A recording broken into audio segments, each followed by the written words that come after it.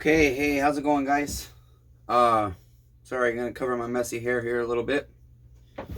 I know I look terrible. That's okay. I'm tired, and I'm wrestling the king of the universe right now. So,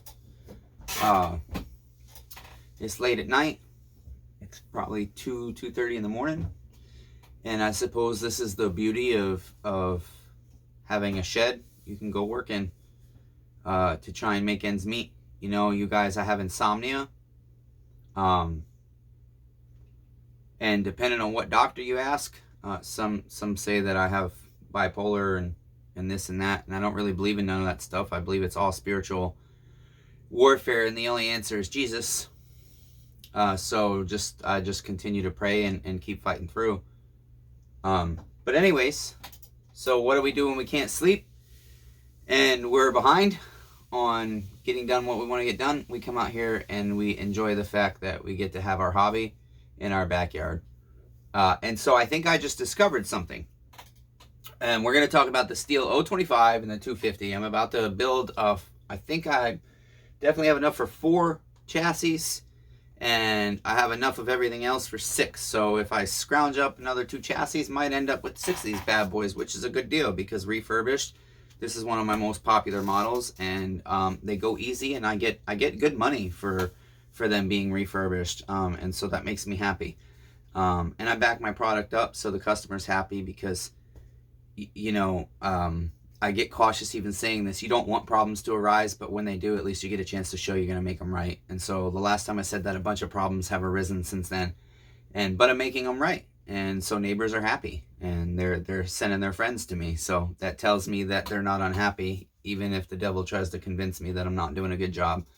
So we're going to keep rolling with it. You guys, I got tons of videos on a camera and tons of videos on a phone. I want to get on YouTube, and I just run into so many technology issues, internet issues, and everything else. Like I looked today, I have part 1 of the Stihl 028 Super oil pump test, and apparently part 2 never properly uploaded, and now I can't find it on the camera. I took like 3 hours of video tearing down and washing all this stuff for you guys. I did 6 teardowns, I think. 2 of them were partials, but 4 full teardowns, and I did that in less than 3 hours. And so but only one of the videos has sound, and so it's like, how do you do a 3-part series, 3 hours of video? Because nobody's going to sit and watch a 3-hour video of a guy ripping chainsaws apart. I wouldn't think. That would get boring. I couldn't even watch it, and that's why the videos were going to get uploaded without me watching them. I don't have time for that. And so to speak, anyways, so having all kinds of issues, but here's another video that hopefully will make it to the internet, from Matthew Shed Shop, smallengineredemption@gmail.com. You guys would really appreciate it if you would like, share, subscribe, however old the video is, whenever it comes out. I'm doing the best I can here. I think I got a lot of good content to offer the world with the small engine stuff and a few other things. You know, I'm a character, to say the least. And so the Stihl 025s originally came with a 42 millimeter bore. The stroke on them, I cannot remember off the top of my head right now, but it was a 42 millimeter bore, and I know the stroke on the 42 and the 42.5 was the same. And a lot of times people ask me, and I haven't even known unless I trace a serial number. But you can't always get an exact date from a Stihl dealer. Sometimes you can. They can tell you the month and everything. But then also sometimes these are plastic chassis, you guys, and the serial numbers sometimes wear out. And we're shooting on the phone. You know, I have a camera that has a remote. I get zoomed in for that. But you know, you guys, technology issues, and I'm not one to, I just give up. I'm like, screw it. You know, I want to help people out. I want to do the YouTube thing, but if it causes my life a headache, I won't do it. I just won't. These 025s, every one of these chassis always looks burnt up in some type of way, and I think it was a fault with the muffler. They never sealed right. But they're still good. So clean them off, inspected them. We'll pressure. We still got to pressure test the tanks, but we will vacuum pressure test tanks. Okay, so how do I tell? Let's get to the point. How do I tell if my Stihl 025 or MS250 is a 42 or a 42.5 millimeter bore? Because I want to put a new piston in it, and I don't know which one I need. Well, there's a few different ways, and And I'm going to tell you one that's visual that I'm almost certain I've got a bore gauge coming. I didn't buy a bore gauge this time because I just haven't, I don't rarely ever use it. I go by ring gap to determine whether the bore looks good or not, because even if the bore measure is good, I mean, and you put a brand new ring in it and if something's off with the ring gap, well, then you got to go from there and figure out what you're doing next. But anyways, the point being that made no sense. Sorry, that won't be edited out, but whatever. I just am rambling there. I'm tired.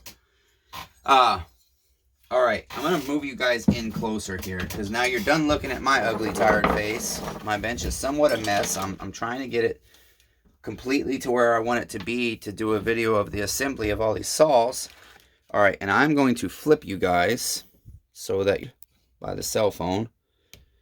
And here we are. Organized chaos, guys. Please understand I work in organized chaos sometimes, and right now it's organized chaos. We're getting there though. We're almost set up to do all these MS or O25s and one MS250. All right, so I have a newer MS250 top end here somewhere right here. This is an MS250 top end. This is an O25 top end. Yeah, O25. And the rest of these are all O25 top ends. Okay? Question. Just by looking at these, let me see what you can see. So let's look at each one. Let's line them up here.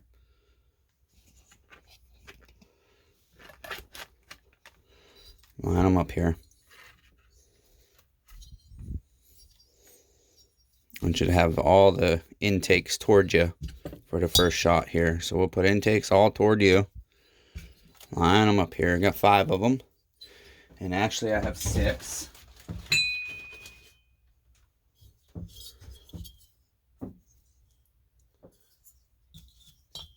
Okay.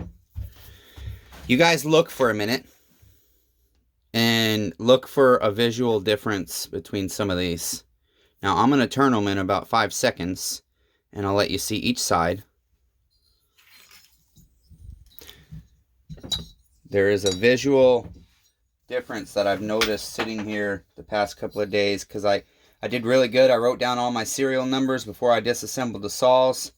Had the serial numbers traced, what size bores they were and stuff. I lost that list.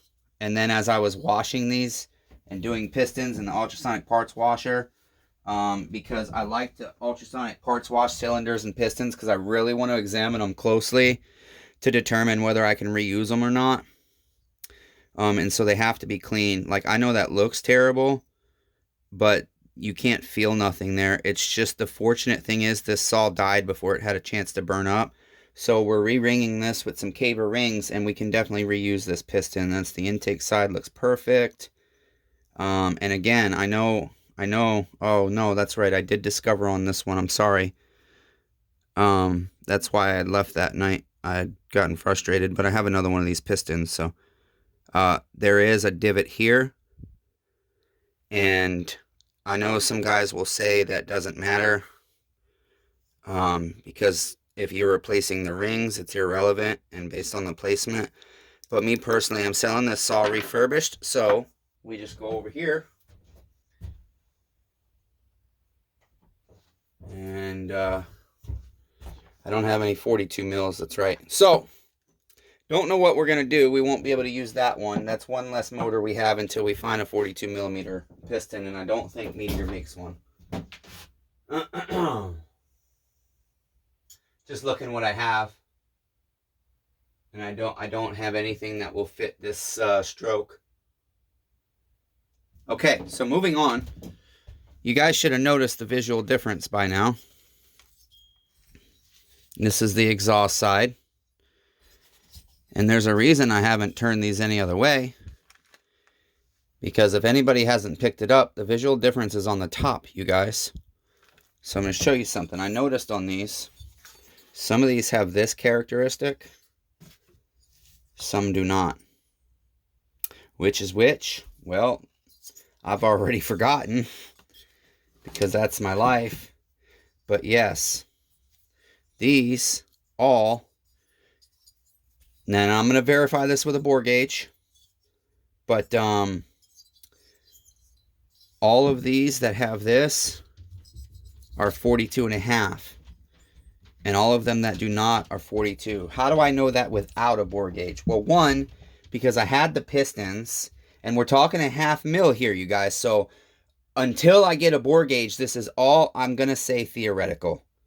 I don't personally feel it's theoretical at this point. I'm confident in what I've discovered, and I'll talk to some mechanics at Stihl and stuff and see what they think. Oh, I already got my calipers out. Now, I also don't have, a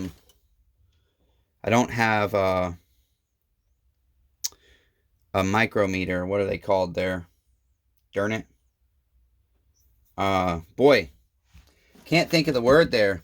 It's a digimeter. I can't think of the word. Sorry, guys. And I'm looking for the calipers that I had right here in front of me. And I can't even see those at this point. I'm going to get this chassis out of the way. Here they are. So, you can't 100% trust calipers measuring a piston. Now, on a brand new one, probably. But I have found that more often than not, I can just put that right in there. And it's going to get a good center measurement. And look, we're at 4203. Okay. Now, we're only talking a 1/2 millimeter. That could be worn. 4197. Very well could be worn down a 1/2 mil. I highly doubt it, but it could be. But I've done this with each piston that didn't get mismatched in the beginning here. Now it doesn't matter because I'm re-ringing. I've checked ring gap on pretty much all of these rings, and they're all bad. So all of these have to be re-ringed. No problem. Got 42 mil rings. Got 42.5 mil one set. And gonna scrounge up some more because I know I got them laying around somewhere inside. I bought a bunch of 42.5 mil rings like 6 months ago and never used them yet because this box has been sitting that long of all these 025s. So anyways, I did that. Okay. And so here I am, I'm saying I don't have a bore gauge. What other things can I do to kind of verify this? Because I definitely don't want to have to tear saws back down because I put wrong pistons and wrong size cylinders and everything. Hence me ordering a bore gauge, because a bore gauge is not going to be, much more accurate. And I can't measure a bore with this. A bore gauge is going to be much more accurate. And then I can't believe I can't think of the mics. They're called mics. Yes, micrometer was right. Call them mics for short. Got some 42 mil 12175 rings here for my 42 millimeter pistons. And then I took one of them and I just started putting it in there. This is kind of why I don't have a bore gauge, because I'm checking ring gap and I cannot find for the life of me my feeler gauge. I have a feeler gauge set, can't find it. Don't know where it went, and that's been frustrating. I can go up to Walmart and get another one for $2 or $3, and I suppose I should have grabbed one. But anyways, I just put the ring inside, and I know guys do this dry, but I get nervous, and so I like to just get a little bit of oil, just a little. I don't need much, but I don't want to scratch cylinders, you guys. That's my bread and butter. If I ruin the cylinder, I lose any profit chances I have on a saw, on medium-sized saws. So, and then I put this ring in there. Remember, this is a 42 mil ring. So I can tell by looking at the plating of this cylinder, especially, this has got really, really, really thick, strong, solid plating on it still. But then I look down there at that ring gap. Let's see if you guys get that. I don't even need to measure that. That's a massive gap. That's well over a mil. And so anything over a mil is really bad. So that's a 42 mil ring. And then I took a 42.5 mil brand new caber ring. And I did the same thing. And I've done this with all of these multiple times, you guys, because if I get things mixed up, I can't move forward until everything in my head says that I'm confident. Because otherwise I'll be up every night in bed wondering, did I make a mistake?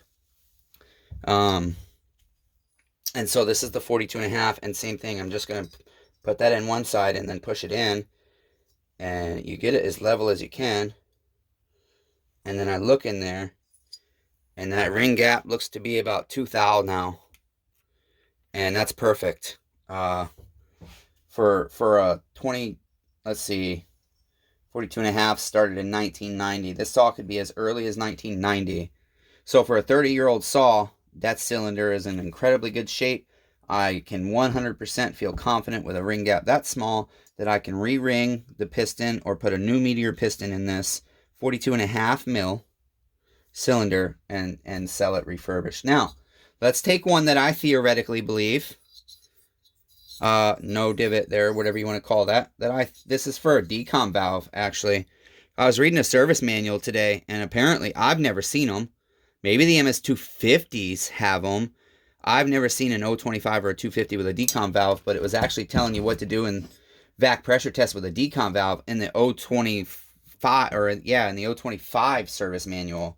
So confused by that, but who knows? It's on the internet, manuals.lib. Great website. So now let's start with our 42 millimeter brand new ring. And this looks like a chrome. So this tells me this is a very old, this would have been one of the original. And that might be something too, is to research. Because this looks chrome as well. I don't know, but this 42 looks chrome as well. I'll have to find out if it was chrome at one point. This one looks like nickel, so I don't know, nickel. So I'm going to take this 42 mil ring. I'm going to put it down in this bore. Just a little 2-stroke oil. Just to be safe, because I like to be safe. Don't want to scratch things up. I have nerve damage. I shake. I'm going to put this 42 mil ring in there. Get it as close to level as I can. It doesn't have to be perfect, but you want it close. And I'm looking at probably less than 2 thou, maybe right around 2 thou ring gap. It's so minimal you almost can't see it, and that's what you want. There's got to be just enough space for the combustion mixture to move up into the combustion chamber, and air to move back down, vice versa. So now that was a good ring gap. Now let's say this: if this is a 42.5 mil cylinder, right, and I just put a 42 millimeter ring in it, and it had a good ring gap, something's wrong, right? It wouldn't work. That's only a 42 mil ring. We're missing a 1/2 mil somewhere. Where's that 1/2 mil in my ring gap? So now I take a 42.5 mil ring, and let's put that bad boy in there. Guess what? Immediately I already knew, yep, that's overlapping. Not by much. Not by much, you guys. Probably only a mil. But it's enough to me to know, at least in my mind. Again, I'm going to say theoretical in case this is on the internet. Disclaimer, I'm just a hobbyist. Now I know that that can't be a 42.5. It just can't. Because a 42.5 mil ring will not even fit in this. So that's a 42. So I did that. Now again, I'm not going to run through it all because I want to keep the video under 20 minutes. And we can do it if we hurry up. That's the theory, you guys. Now when I get the bore gauge, I'm going to verify, because I'm only going to put one of these saws together probably today. Because I do got to start getting motors together, because 24 hours with Permatex on this particular model. That would be the factory Durco. It was red or gray. I use gray Moto Seal. I get it in bulk at a really good price, and a lot of guys use it. Stand behind it. You use what you want, but I got Stihl mechanics that tell me, yeah, it's just as good as Stihl's Durco. So that's it, you guys. That's my theory, is that you can simply look, and if it has a setup to where a decom valve could have been a part of the assembly, I think you most likely got a 42.5. And if it does not, I think you definitely have a 42. Now, in 1990 was the year that they changed over, I believe. I'm almost certain in that. And so if you do have a serial number still available on your saw, all you have to do is call your Stihl dealer, and they should be able to tell you what cylinder that saw had. The problem with that is, you guys, a lot of these old saws, they do not have the cylinder that came on them off the factory floor, and therefore you can trace a serial number, and your Stihl dealer says, oh yeah, you got a 42 millimeter cylinder. You go out, you buy you a 42 mil, you don't check your ring gap, you just put that 42 millimeter piston in, and you're getting blowback out of your carb. Your saw's running, but you're getting blowback, and it's running horrible. Well, guess what? That's because it's got no secondary compression, and your fuel is blowing out your carburetor. Because it's not getting combusted properly. It's not getting sucked in. The vacuum's not strong enough. There's not enough pressure building up when your piston's traveling up and causing a vacuum to pull your fuel in from your carb, you're not getting enough of a vacuum because that ring gap is allowing too much air from your top and bottom end. You have a top and a bottom end, you guys.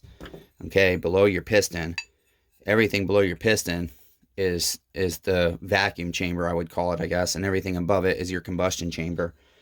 And so the two need to be able to pass, because it's only a two-stroke, and that's hence the rings being open on a two-stroke. But that's it, you guys. It's just a theory, and I hope that helps you. What do you guys know about the Stihl 025s? What do you know about the 42 mil versus the 42.5 millimeter? I can tell you this much: they have the same horsepower, and I've run 42 mils and 42.5s, and I don't notice a difference personally myself. Another thing you can tell, whether you have an 025 or a 250 at least, is this porting. All of the 250s have a split channel. Let me find that one 250 cylinder I have. Yep. All of the 250s have a split channel. So that'll tell you whether you have an 025 or a 250. And that's one way. If you know you have an MS250, you 100% have a 42.5 millimeter piston. They did not make the MS250 before 1990. Hope you guys enjoyed the video. Again, like, subscribe, share, comment. Let me know what you think, what you know, what you guys are working on in the comment section below. And of course, please hit the bell so that you know when I actually do get past the technology quirks and get videos uploaded. God bless you guys.